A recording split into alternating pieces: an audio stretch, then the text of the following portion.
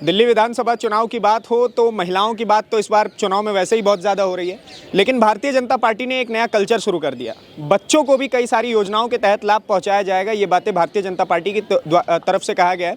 और ऐसे में हम दिल्ली यूनिवर्सिटी आए और यहाँ के कुछ छात्रों से हमने बात करने की कोशिश की कि इनके हिसाब से क्या लगता है कि सच में भारतीय जनता पार्टी के जो वादे हैं वो पूरे हो भी पाएंगे, या फिर बीते 10 सालों में अरविंद केजरीवाल की जो सरकार है उन्होंने क्या कुछ काम किया है, ये कहाँ से आते हैं, कैसे कैसे यहाँ पढ़ाई कर रहे हैं। ये आपसे शुरू करते हैं, क्या नाम हुआ अभी आपका? मेरा नाम शुभम मदेशिया है, मैं गोरखपुर से आया हूँ। वर्तमान में मैं विधि केंद्र परिषद में प्रथम वर्ष का छात्र हूँ। अच्छा, हाँ जी। वाह। तो एक बात बताइए, पढ़ने वढ़ने में मज़ा आता है दिल्ली यूनिवर्सिटी में? बहुत मज़ा आता है। अच्छा, हाँ जी। अच्छा, एक बात बताइए, तो फिर ये जो दिल्ली चुनाव है, ठीक है, आप यहाँ के वोटर हैं या नहीं है? मैं यहाँ का वोटर नहीं हूँ। ठीक है, तो बताइए आपके हिसाब से अगर आप दिल्ली को देखते हैं कैसे दिखती है दिल्ली? दिल्ली एक तरीके से मैं कह सकूँ तो एक पुराना शहर जिसमें एक वर्तमान स्थिति में नई बसावट को ज़बरदस्ती फिट करने की कोशिश की जा रही है, यही है दिल्ली। अच्छा, यहाँ पे ऐसे आप कह सकते हैं कि जहाँ पे 4 मकान बनने की जगह है वहाँ पे ज़बरदस्ती के 10 मकान बना के 100 लोग ठूसे जा रहे हैं। अच्छा, वर्तमान समय में देखें, अगर हम पुराने समय से कंपेयर करें दिल्ली को, हाँ। तो दिल्ली शहर बना था लगभग 1 लाख, 2 लाख, 3 लाख या मैक्सिमम कह सकते हैं 10 लाख बाशिंदों के लिए, 10 लोगों को रहने के लिए। लेकिन आप अगर डेटा को उठाकर देखें तो वर्तमान समय में दिल्ली में तकरीबन 3 करोड़ लोग रह रहे हैं, जो आप सब जानते हैं इस चीज़ को। तो आप क्या यह उचित कहेंगे कि 10 लाख लोगों के रहने के लिए बनी जगह में 3 करोड़ लोग फिट किए जा रहे हैं? चलिए एक तौर पे हम ये भी कह लें कि 10 लाख लोग उस समय पे रहने के लिए बने थे, और वर्तमान समय में नए इंफ्रास्ट्रक्चर को डेवलप करके भी क्या यह पॉसिबल है कि उस टाइम से लेके अब तक 100 गुना ज़्यादा इंफ्रास्ट्रक्चर डेवलप हो गया है कि उस समय के हिसाब से अभी 100 गुना लोग ज़्यादा यहाँ पे रह रहे हैं? तो बहुत डीप चले गए भाई साहब, बहुत डीप नॉलेज में चले गए, दिल्ली की हकीकत ही बता दी इन्होंने। यही कारण है क्या कि बीते 10 वर्ष से अरविंद केजरीवाल संभाल नहीं पा रहे हैं ठीक से? जी देखिए, दिल्ली में चाहे अरविंद केजरीवाल हो चाहे कोई भी हो, दिल्ली में जो मूलभूत सुविधाएं हैं, जो ढांचागत सुविधाएं हैं, उनको बदलने की बहुत आवश्यकता है। दिल्ली को दायरा, दिल्ली जो अभी हम है, दिल्ली NCR जो बेसिकली हम कहते हैं, उसको अभी बड़ा करने की और ज़रूरत है। तभी आप इतने सारे लोगों को एक साथ इकट्ठा एक जगह पे रख सकेंगे। ठीक। अच्छा, एक बात बताइए, बीजेपी का नया मैनिफेस्टो आया है, मैनिफेस्टो 2.2, ठीक।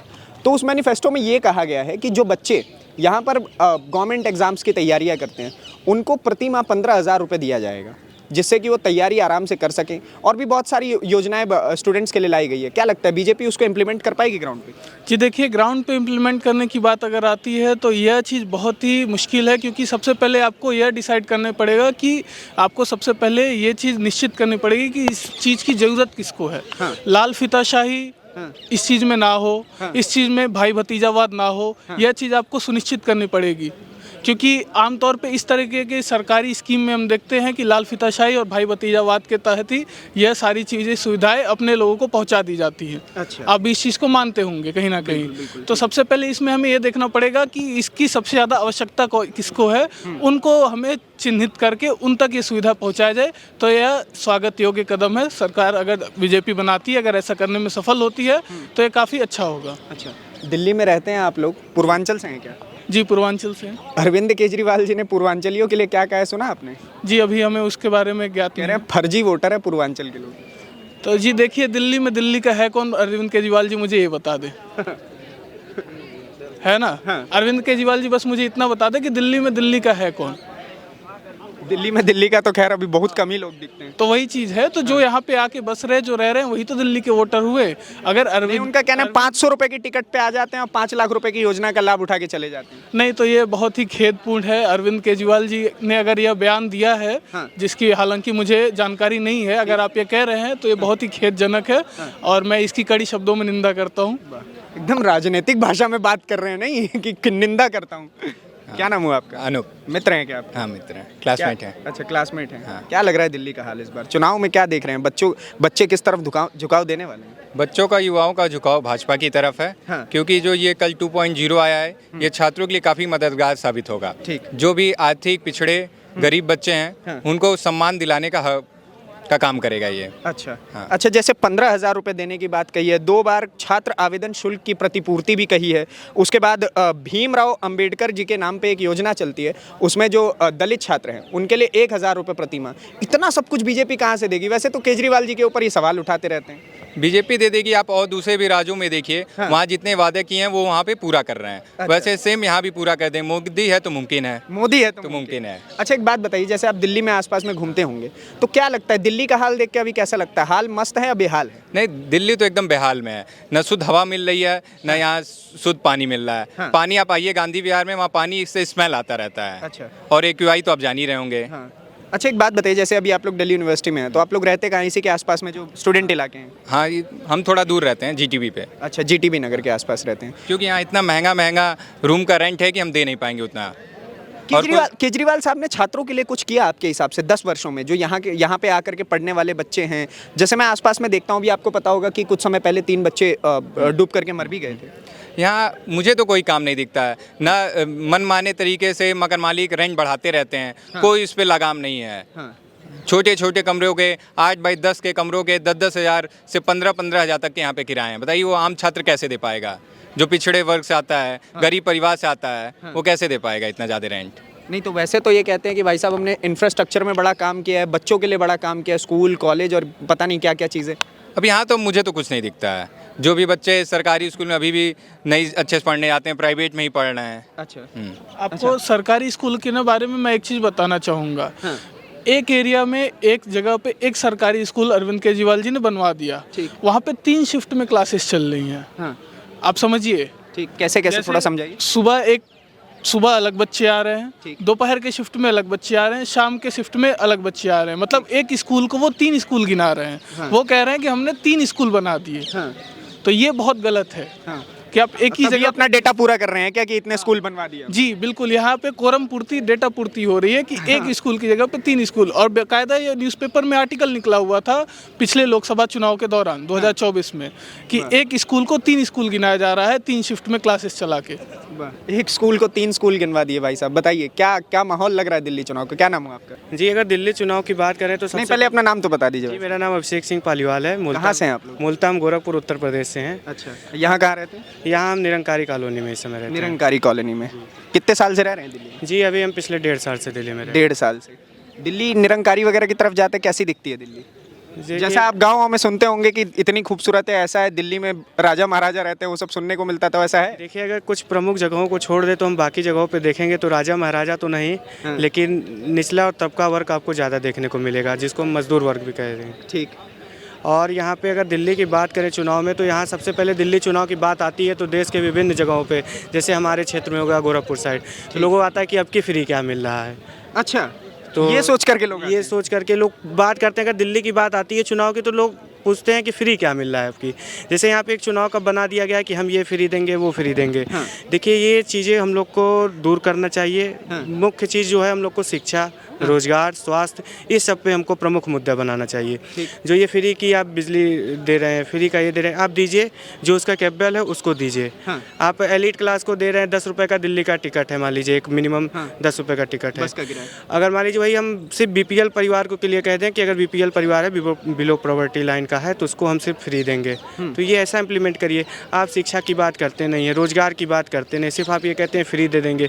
फ्री देने से काम नहीं चलेगा। दिल्ली देश की राजधानी है। जो यहाँ जो दिल्ली में होगा सिर्फ हमारे देश पे ही प्रभाव नहीं, पूरे विश्व पे प्रभाव पड़ता है। अच्छा, नहीं तो जैसे आपने ये वाली बात कही कि एलीट क्लास को ये सारी चीज़ें फ्री नहीं मिलनी चाहिए, तो अरविंद केजरीवाल साहब का यही एक डिबेट चल रहा था। अरविंद केजरीवाल साहब प्रेस कॉन्फ्रेंस में बैठे हुए थे और उनसे बोला गया कि आप एक बात बताइए, बीजेपी वाले तो कह रहे हैं कि हम सिर्फ BPL कार्ड वालों को देंगे ये सारी चीज़ें, या फिर जो निचले तबके के लोग हैं उन तक ये योजनाएं पहुंचाएंगे, लेकिन आपका कहना है कि जिसके पास मर्सिडीज है वो भी इन योजनाओं का लाभ उठा सकता है। तो अरविंद केजरीवाल कहते हैं हाँ, तो मेरी योजना तो ज़्यादा बेहतर हुई। देखिए, अगर जो टैक्स पे कर दे रहा है वो बस का फेयर देने में उसको क्या जाएगा। देखिए, कोई भी योजना आती है तो गरीब जो वर्ग है वो सबसे लास्ट में पाता है। हाँ।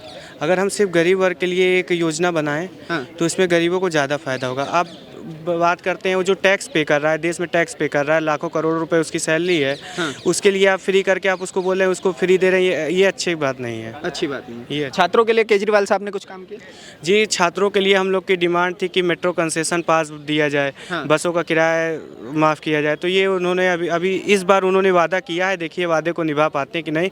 वैसे छात्रों के लिए तो कुछ नहीं किए हैं। हम लोग बाहर से आते हैं यहाँ पे तैयारी करने, पढ़ाई करने के लिए, यहाँ पे हम लोग आते हैं तो देखते हैं जो यहाँ के मकान मालिक हैं वो अपने हिसाब से किराया ले रहे हैं। कोई रेंट कंट्रोल एक्ट नहीं है कि जिसके तहत इतना मिनिमम एक रेंट रखा जाए, कितना रेंट ही होगा। मेरे हिसाब से बिजली बिल भी देते ही होंगे आप लोग। बिजली बिल भी देते हैं। 200 यूनिट फ्री किस चीज़? 200 यूनिट फ्री ये सिर्फ यहाँ के ही लोगों को दे रहे हैं। हम लोग को तो अगर 10 यूनिट भी आता है तो 8 रुपये 9 रुपये के हिसाब से मनमानी जितना मांगेगा यहाँ हम लोग का मकान मालिक, उतना हम लोग को देना पड़ेगा। उतना देना पड़ेगा। और हम लोग बाहर से आए हुए हैं तो हमारा यहाँ कौन है, सरकार भी नहीं सुनेगी तो हम अपने बल पे ही यहाँ देंगे, जितना मांगेगा उतना देना पड़ेगा। अब रहना है, पढ़ना है, तो हम भी लोग सोचते हैं कि पढ़ के घर ही जाना है तो क्यों यहाँ वाद विवाद करना, पढ़ के अपना घर निकल जाए। तो सरकार को इन बातों पे ध्यान देना चाहिए। पूर्वांचल से है ना, गोरखपुर बताइए। जी, हम पूर्वांचल गोरखपुर से। फर्जी वोटर हैं क्या? जी, मैं फर्जी वोटर तो नहीं हूँ। ये अरविंद केजरीवाल जी द्वारा जो कहा गया है ये बिल्कुल भी पूर्वांचल वासियों के लिए शर्म की बात है। तो ऐसा अगर उन्होंने कहा है कि फर्जी हैं, 500 रुपये पे आके वोट देते हैं, लाभ उठा लेते हैं, तो अरविंद केजरीवाल जी को फिर सोचना चाहिए और पूर्वांचल के लोगों से उनको माफ़ी मांगनी चाहिए। तो यूनिवर्सिटी के अंदर शूट करने पे तो मना ही थी, तो हम इन्हीं छात्रों को बाहर लेकर के आ गए खुशामद करके, और उसके बाद अब ये भाई साहब हमें बताएंगे आप लोगों को जो फर्जी वोटर कहा गया है क्या कहेंगे उस पर? जी, ये जो फर्जी वोटर कहा गया है अरविंद केजरीवाल द्वारा, ये पूर्वांचल वालों के लिए तो शर्म की बात है ही। इसके लिए पूर्वांचल वालों से अरविंद केजरीवाल को माफ़ी मांगनी चाहिए। आप डेटा उठा के देखें तो जो उनके वोटर हैं वो मैक्सिमम पूर्वांचल से ही हैं। दिल्ली का लोकल तो कोई है नहीं, सब एक बाहर से आए यहाँ का वोटर बने हैं। तो अगर वो ऐसा बयान देते हैं या किसी की भी क्षेत्र के ऊपर ऐसा बयान देते हैं तो ये बिल्कुल भी एक्सेप्टेबल नहीं है। एक्सेप्टेबल नहीं जी, उनको माफ़ी मांगनी अच्छा, चाहिए। भारतीय जनता पार्टी का जो मैनिफेस्टो आया है, 15,000 रुपये छात्रीय वृत्ति, 1,000 रुपये प्रति माह और ये सारी चीज़ें, लग रहा है बीजेपी ग्राउंड पे इम्प्लीमेंट कर देगी? देखिए, अगर बीजेपी की सरकार बनी तो वो कोशिश तो करेंगे इम्प्लीमेंट करने के लिए। अगर इम्प्लीमेंट ये होता है तो जो भी छात्र यहाँ पे तैयारी कर रहे हैं उनके लिए ये लाभदायक होगा। लाभदायक होगा जी। तो एक बात बताइए, जैसे अगर हम रेशियो वाइज देखें, आम आदमी पार्टी की गवर्नमेंट और बीजेपी की गवर्नमेंट, तो क्या लगता है आपको ग्राउंड पे इम्प्लीमेंटेशन में कौन सबसे बेहतर है, काम को उतारने में कौन सबसे बेहतर है? देखिए, अगर दिल्ली में पर्टिकुलर बात करें तो यहाँ पे बीजेपी की सरकार तो पिछले कई दशकों से नहीं आई है। इसके पहले कांग्रेस की थी, उसके बाद आम आदमी पार्टी की आई। अगर देश के हम विभिन्न और क्षेत्रों में देखें, आप देख लीजिए, यूपी में देख लीजिए, एमपी में देख लीजिए, तो जिस तरीके से बीजेपी गवर्नमेंट काम कर रही है, ऐसा देख के तो लगता है ये इम्प्लीमेंट कर देंगे। अभी आप देख सकते हैं कि कुंभ का आयोजन करवाया जा रहा है। इतना करोड़ों की भीड़ को इतने अच्छे तरीके से संभाल के रखना, और यूपी के रोज़गार की बात करें तो वहाँ पे रोज़गार की थोड़ी बहुत कमी है। ऐसा नहीं है कि रोज़गार वो सबको पर्टिकुलर सबको दे ही रहे हैं। इंफ्रास्ट्रक्चर की बात करें तो यूपी में डेवलपमेंट हो रहे हैं, एमपी में बात करें तो एमपी में हो रहे हैं, राजस्थान में भी इनकी सरकार आई है, वहाँ पे भी डेवलपमेंट के कार्य हो रहे हैं। अगर इन प्रमुख राज्यों को देखें तो बीजेपी अपना जो भी मैनिफेस्टो रहा है उसमें इम्प्लीमेंट करने में विफल नहीं रही है। तो ऐसे अगर हम इन क्षेत्रों को देखें तो दिल्ली में भी हो सकता है कि अपने जो वादे किए हैं उसको निभाए, पूरा किया जाए। अब गोरखपुर से हैं? जी, हम गोरखपुर। बाबा आ रहे हैं दिल्ली में एकदम चुनाव के रणभूमि में उतरने के लिए, और उनकी बहुत सारी सभाएं होने वाली है। लगता है स्वागत होगा बाबा के यहाँ? देखिए, बाबा हैं, बाबा एक अपने आप में महान है। तो आएंगे तो स्वागत तो होगा ही। और बात पार्टी की है तो पार्टी के जो भी स्टार प्रचारक हैं उनको आना चाहिए, पार्टी की अपनी विचारधारा को आगे बढ़ाना चाहिए। तो ये बाबा की अपना विचारधारा अपने पार्टी का वो है, अगर पार्टी उनको भेजती है तो बाबा को बिल्कुल आना चाहिए। अच्छा, आम आदमी पार्टी के जो नेता लोग हैं वो लोग कह रहे हैं कि अगर बाबा दिल्ली आएंगे तो यहाँ पर वो हिंदू मुसलमान करने लग जाएंगे। आपको लगता है बाबा हिंदू मुसलमान करते? देखिए, ये तो बात हो गया किसी का कुतर्क करना कि बाबा आएंगे हिंदू मुस्लिम होगा। अगर बाबा आए हैं हमारे यूपी में पिछले 10 साल से आए हैं, अभी तक तो हिंदू मुस्लिम नहीं हुआ। तो अब दिल्ली में हिंदू मुस्लिम ये खुद करवाना चाहते हैं, बोल के कि हिंदू मुस्लिम हो जाए, पूरा इनको मुस्लिम का और जो भी वोट हो वो आपको ट्रांसफ़र हो जाए। तो ऐसा बिल्कुल भी नहीं होने वाला है। और जहाँ तक बाबा की बात करें तो सबसे पहले वो हमारे लिए हमारे महंत हैं, तो ऐसा तो बिल्कुल नहीं करेंगे हिंदू मुस्लिम। क्योंकि आप गोरखनाथ मंदिर की बात करें तो वहाँ पर सबसे ज़्यादा मुस्लिम लोग ही, वहाँ पर जो मिठाई की दुकान होती है वो मुस्लिम ही लगाते हैं। अगर उनके बारे में ऐसा कहा जा रहा है तो ये बिल्कुल भी गलत नहीं है। ठीक है, क्या नाम हुआ भाई साहब? जी, गौरांग। गौरांग भाई कहाँ से हैं? दिल्ली से हैं जी। दिल्ली से ही हैं? मज़ा आ रहा है केजरीवाल जी की सरकार को सपोर्ट करने में? बिल्कुल भी नहीं। क्यों? देखिए, अगर मैं इस सरकार की हर चीज़ के बारे में बात करूं ठीक है, मैं दिल्ली का मिडिल क्लास हूँ, हाँ मैं सरकारी स्कूल में नहीं पढ़ा, हाँ मेरे घर में बिजली का बिल आता है, हाँ हर महीने पानी का बिल आता है, हाँ मैं पब्लिक ट्रांसपोर्ट से चल नहीं पाता क्योंकि पब्लिक ट्रांसपोर्ट अवेलेबिलिटी नहीं है। मेरे घर से 971 बस आती है यहाँ पे हाँ। जीटीबी नगर तक, हाँ आधा घंटा खड़े रहो, 45 मिनट खड़े रहो, बस नहीं आती। ठीक। और बस में जाने की चलो बात आती है तो ट्रैफिक बहुत है सड़क पे, हाँ फिर ट्रैफिक है तो पोल्यूशन भी है, पोल्यूशन को लेकर लोग काम नहीं कर पा रहे। हाँ मॉडर्न इंफ्रास्ट्रक्चर के नाम पे दिल्ली में कुछ भी नहीं है, कोई नया फ्लाईओवर नहीं बना, कोई हॉस्पिटल अस्पताल तक नहीं बना कोई नया दिल्ली में, हाँ। मोहल्ला स्कूल तो बने हैं।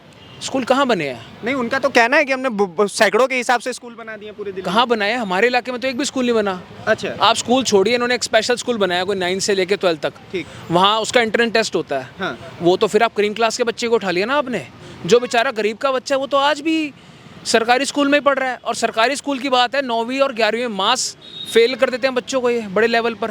क्यों, ऐसा क्यों लगता है आपको? 9वीं में होता क्या है, 9वीं में बच्चा 10वीं में जाएगा, 10वीं में बोर्ड सीबीएसई बोर्ड आ जाता है, बोर्ड में बच्चा फेल हो जाएगा तो रिकॉर्ड पे आएगा ना सरकारी स्कूल के इतने बच्चे फेल हो गए, तो 9वीं और 11वीं में बच्चों को रोक दिया जाता है। उससे बड़ी बात, 11वीं में दिल्ली में शायद 1500 स्कूल हैं, 700 स्कूल हैं जो सीनियर सेकेंडरी हैं, उसमें से 400-500 स्कूलों में तो साइंस पढ़ाया भी नहीं जाता। ये हालत है। ये हालत है दिल्ली के सरकारी स्कूलों की।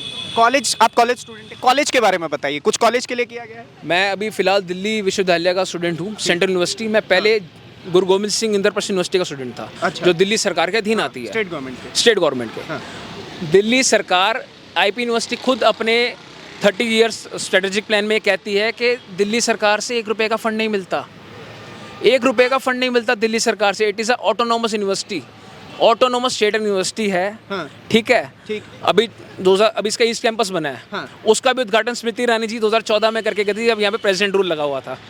उसमें भी स्टेट गवर्नमेंट ने कुछ नहीं दिया, ज़्यादा अमाउंट, बहुत मिनिमम अकाउंट दिया, इससे इंफ्रास्ट्रक्चर नहीं बन सकता। आप वहाँ पे वकालत करने जाएंगे 5 ईयर LLB 1.5 लाख रुपये फीस है आईपी यूनिवर्सिटी मेन कैंपस के अंदर। हम यहाँ पर LLB कर रहे हैं, हमारी फीस मात्र 6000 है, 6000 रुपये central government. Central government university में। वेलफेयर स्टेट का कॉन्सेप्ट कहाँ गया दिल्ली में? जब आप अपनी सरकार के आपके अधीन जो यूनिवर्सिटी, आप पैसा ही नहीं दे रहे हो उनको, हाँ। कि वो बच्चों को उसमें हेल्प हो सके, कुछ स्कीम ही नहीं है वैसी, हाँ। तो किस बात का फिर यहाँ पर वो हो रहा है? नहीं, तो ये जो कहते हैं कि मैंने मुख्य 3 चीज़ों पे काम किया है, स्वास्थ्य, शिक्षा और इंफ्रास्ट्रक्चर, तो आपने जैसे स्वास्थ्य के बारे में बता ही दिया कि अस्पताल नए बने नहीं है एक भी, और अगर शिक्षा की बात आप ऐसे ही बता रहे हैं, तो आपको क्या लगता है ये जो बड़े बड़े वादे किए जाते हैं कि मनीष सिसोदिया इतने अच्छे एजुकेशन मिनिस्टर रहे हैं, दिल्ली में ये काम कर दिया, वो काम कर दिया, लग रहा है आपको एजुकेशन मिनिस्ट्री के नाम पे उनके ऊपर धब्बा है, क्या है? देखिए, अगर काम किया है तो जो विधायक है वो अपने बच्चे पढ़वा ले स्कूल में। मैं वही बात कह रहा हूँ ना, काम किया है, अगर शिक्षा प्राइवेट स्कूलों से अच्छी हो गई तो आप पढ़वा लीजिए ना। मैं 2018 में 12वीं किया था, मेरा भाई 2024 में 12वीं किया, दोनों प्राइवेट स्कूल से पढ़े हैं। क्योंकि हम नहीं जाना चाहते सरकारी स्कूल में, वहाँ व्यवस्था, मैंने जैसा भी बताया, साइंस ही नहीं पढ़ाई जाती। फिर जो व्यवस्था है, वो व्यवस्था के बारे में क्या ही बोलूँ। ये हालत है। अपने बच्चे अगर इतने, वही मैं कह रहा हूँ ना, बच्चे पढ़ा लीजिए अब अपने, अगर इतना ही अच्छा है तो। दिल्ली बदलाव मांग रही है। दिल्ली बदलाव बिल्कुल मांग रही है। अब दिल्ली ऑप्शन देख रही है, कांग्रेस पार्टी है और बीजेपी है। कांग्रेस पार्टी, मेरे को तो लगता है शीला दीक्षित जी ने बहुत अच्छा काम किया था जब वो मुख्यमंत्री थी, पर कांग्रेस खुद उनको आगे नहीं करती, पता नहीं किस चेहरे को उन्होंने आगे कर रखा है।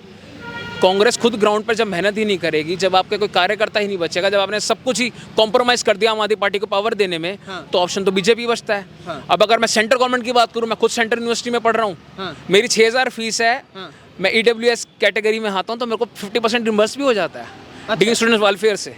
अच्छा, ठीक है, तो ये कारण है कि बीजेपी की तरफ झुकाव रहेगा। झुकाव की बात नहीं है। मैं कोई ऐसा नहीं है कि मैं स्कॉलरशिप मिल रही है तो इसलिए कर रहा हूँ। सेंट्रल गवर्नमेंट की जो स्कीम्स हैं, वो मेरे को लगता है दिल्ली में ज़्यादा कारगर है। कोविड में जब मेरे को वैक्सीन लगवानी थी, किसी ने मेरा ये नहीं पूछा कि मैं कहाँ से हूँ, कैसे हूँ, मेरे को वैक्सीन फ्री मिली थी। ठीक, इम्प्लीमेंटेशन अच्छी है दिल्ली में उनकी, सेंट्रल गवर्नमेंट की। और जहाँ तक बात है आयुष्मान योजना की, जो बाकी स्टेट्स में अच्छा कर रहा है, दिल्ली में आयुष्मान योजना लागू नहीं होने दिया, क्योंकि सेंट्रल गवर्नमेंट की आप स्कीम्स की लागू नहीं होने दे रहे यहाँ पर।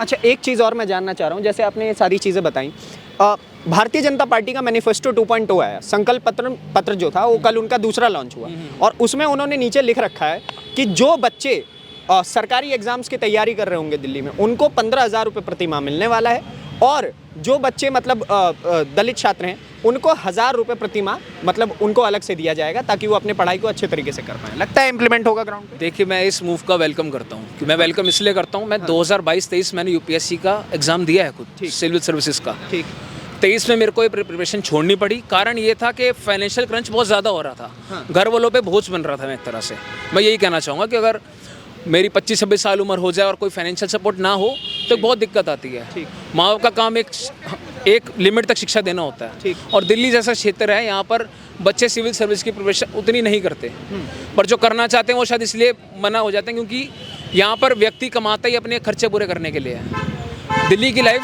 बाकी क्षेत्रों से अलग है। दिल्ली का सोशल इकोनॉमिक्स ज़्यादा, वोटर जो प्रेफरेंस रहता है उस पर ज़्यादा रहता है, जातिगत कम है। तो इस चीज़ को देखते हुए इस चीज़ का बहुत वेलकम है। जहाँ तक दलित छात्राओं की और छात्रों की बात है तो दिल्ली में बच्चे कम हैं, दलित बच्चे। ठीक है। आप इस स्कीम को अच्छे से यहाँ पर ग्राउंड पर उतार सकते हैं। और मैं एक और बात यह कहना चाहूँगा, जो दलित बच्चे भी हैं, दिल्ली के जो अपनी यूनिवर्सिटीज़ हैं वहाँ पर उनका बहुत कम रेशो है। अच्छा, बहुत कम रेशो है उनका, क्योंकि स्कीम्स ढंग से इम्प्लीमेंटेड नहीं, जो इनके लिए स्कीम्स लाई गई हैं। डॉक्टर बी आर अम्बेडकर एक सिविल सर्विसेज की वो चलती है, जहाँ कोचिंग फ्री कराते हैं। आज तक आप किसी वेबसाइट पे मेरे को दिखा दीजिए उसकी फॉर्म्स आउट हुए हो, कितने बच्चों को इंटर्नशिप मिली हो या कितने बच्चों को स्कॉलरशिप मिली हो। उसमें फॉर्म्स ही आउट नहीं हो रहे। फॉर्म्स ही नहीं है, कोई तरीका ही नहीं है। कैसे अप्लाई करोगे, कैसे इसको अवेल करोगे, कहाँ से स्कॉलरशिप मिलेगी, कौन सी कोचिंग। ये ट्रस्ट बीजेपी पे कैसे हो सकता है कि वो कैसे इंप्लीमेंट कर लेगी? बीजेपी पे इसलिए ट्रस्ट हो सकता है क्योंकि हर चीज़ तो ऑनलाइन है। CUET का फॉर्म मैंने भरा था जब मैं इस यूनिवर्सिटी में आया था, सब कुछ तो आधार लिंक्ड है। जब वो सब कुछ ट्रांसपेरेंसी से करा सकते हैं तो ये काम भी मुझे लगता है कि बीजेपी इस काम को करवा सकती है। चाहे 100% ना इम्प्लीमेंट कर पाए, पर कुछ फंड के तहत वो ग्रांट इसमें करा सकती है। करवा सकते हैं, ठीक है। क्या नाम हुआ भाई साहब? अनुभव गुप्ता फ्रॉम बरेली। बरेली से हैं आप? क्या पढ़ाई वढ़ाई चल रहे हैं? हाँ, अभी तो CLC में लॉ के सेकंड ईयर के स्टूडेंट। अच्छा। 4th सेमेस्टर चल रहा है जो। हाँ, दिल्ली का हाल कैसा लग रहा है? अभी जैसे हम लोग जो है टाइम पे यहाँ लोग के ओपिनियन लेते हैं, तो अभी कुछ 2 ही दिन पहले 20 जनवरी को हमको कबीर बस्ती में एक नेहरू कुटिया नाम का जगह है, वहाँ हम बच्चों से मिले। कुछ 7th पे थे, कुछ 8th में थे, कुछ एक NC में था, नर्सरी में था, एक 3rd में था, एक ऐसे लगभग। हमने उनको नोटबुक पेन भी दिया, उनसे नाम भी हमने लिखवाया। तो कुछ लोग ऐसे थे, वो 3rd में पढ़ रहे थे, वो अपना नाम नहीं they are unable to write their name. बहुत ही ज़्यादा ये चीज़ें थी। तो हम उनसे पूछे क्या होता है टीचर, समस्या क्या आ रही थी आपके हिसाब से? जिसे हमने उनसे टीचर्स के कंडक्ट के बारे में भी पूछा कि आपको टीचर मतलब मारते हैं ये वो। तो कुछ बच्चों ने दिया, वो नॉर्मल है कि हम लोग भी टीचर से कभी ना कहीं थोड़ी बहुत मार पड़ता है। लेकिन बात यह है, अगर टीचर कुछ पनिशमेंट या कुछ भी देता है, उसके बाद भी बच्चों में अगर सुधार नहीं मिलता है तो ऊपर से कुछ ना कुछ तो प्रॉब्लम है। ठीक है। तो लड़कियाँ आप दिल्ली में हैं, दिल्ली रहती हैं आप? हाँ जी, मैं दिल्ली से हूँ नहीं, मैं बिहार से हूँ। बिहार से हैं आप? जी। तो आप बताइए, दिल्ली महिलाओं के लिए कितनी सुरक्षित है और छात्रों के लिए कितनी सुरक्षित है? बिल्कुल भी सेफ नहीं है। वुमेन सेफ्टी पे तो मुझे नहीं लगता केजरीवाल ने कोई काम किया है। जब दामिनी केस हुआ था 2012 में, उससे अब 2024 है, मुझे तो नहीं लगता है कोई भी चेंज आया। आज भी लड़कियां उतनी सेफ है, रात को तो छोड़िए, आप दिन में भी उतनी सेफ है। इन्होंने बोला कि बस फ्री कर रखा है, ठीक है, महिलाओं के लिए बस फ्री कर रखा है। एक वुमेन पुलिस नहीं रहती है, आप बस में जाओ तो सेक्सुअल हरासमेंट हो जाता है। तो वुमेन तो कहीं सेफ नहीं, इवन मेट्रो तक सेफ नहीं है। फर्स्ट कंपार्टमेंट इन्होंने वुमेन के लिए रिजर्व कर रखा है, उसमें भी मेल घुस जाते हैं। तो और इवन वुमेन हेल्पलाइन नंबर काम नहीं करता। तो मुझे तो नहीं लगता कि इनकी कोई भी, जो इन्होंने इतना कुछ वादा किया था, तो ये तो कुछ भी लागू किया है इन्होंने। अच्छा।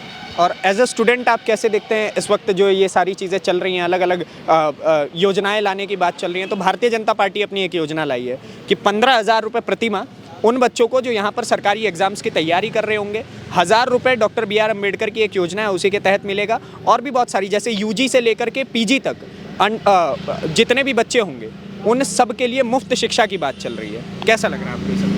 जी, ये तो बहुत अच्छी वेलकमिंग स्कीम है मुझे। और मुझे लगता है ऐसा कि केजरीवाल गवर्नमेंट तो लाइक यूनिवर्सिटी लेवल पे तो बिल्कुल फेल रही है। स्कूल लेवल तो मैंने यहाँ स्कूलिंग नहीं करी है, मैंने ग्रेजुएशन भी यहीं से करा है, वैसे DUC ही करा है।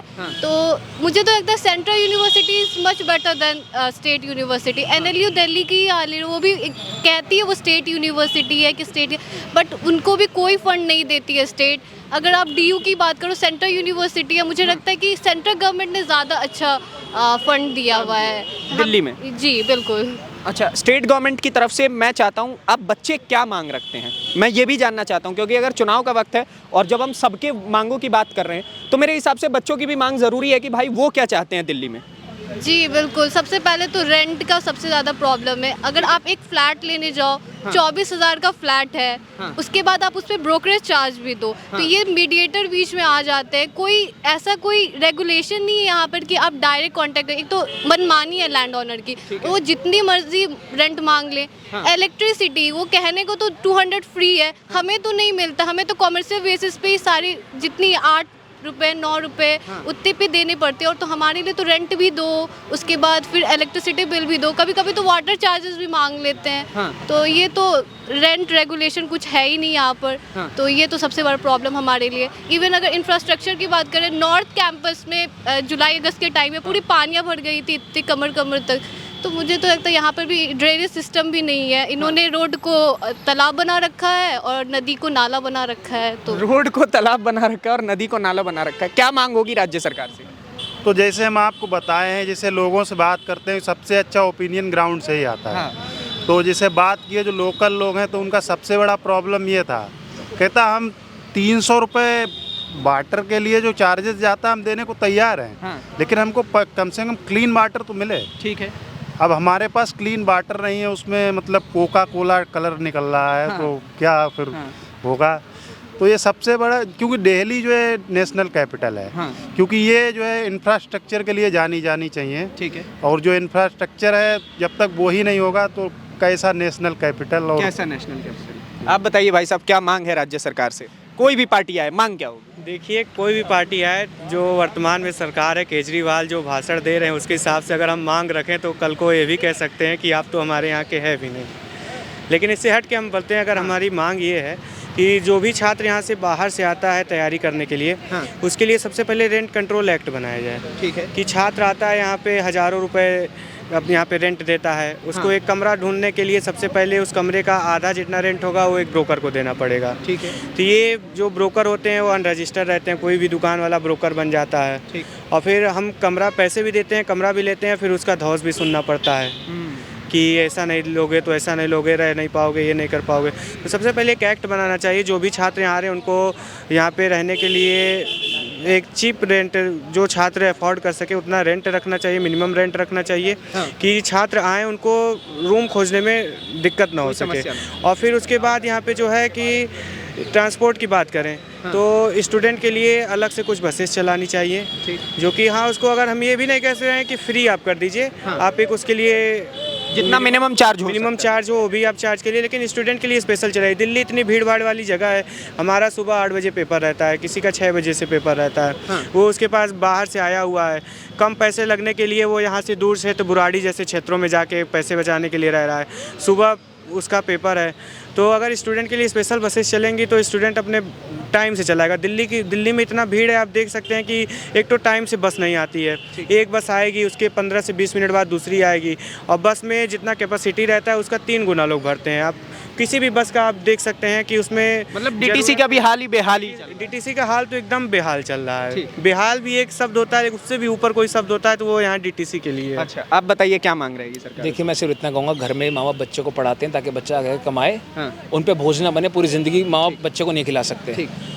फ्रीबीज़ की जहाँ तक बात है, अगर सरकार स्टूडेंट्स को हेल्प कर रही है तो वो एक वेलकमिंग मूव है। जहाँ तक ये 2500 रुपये फ्री देना, स्टूडेंट पास का सब कर देना, ये सब एक हद तक ठीक नहीं है मेरे हिसाब से, क्योंकि ये फ्रीबीज़ आपका, ये आप पैसे दे के आप अपने ऊपर बोझ बना रहे हैं। उसका कोई प्रोडक्टिव आउटपुट नहीं है। कोई बच्चा अगर आप उसकी एजुकेशन में हेल्प करेंगे तो आपकी इकोनॉमी बूस्ट होगी, क्योंकि आगे जाके वो काम करेगा।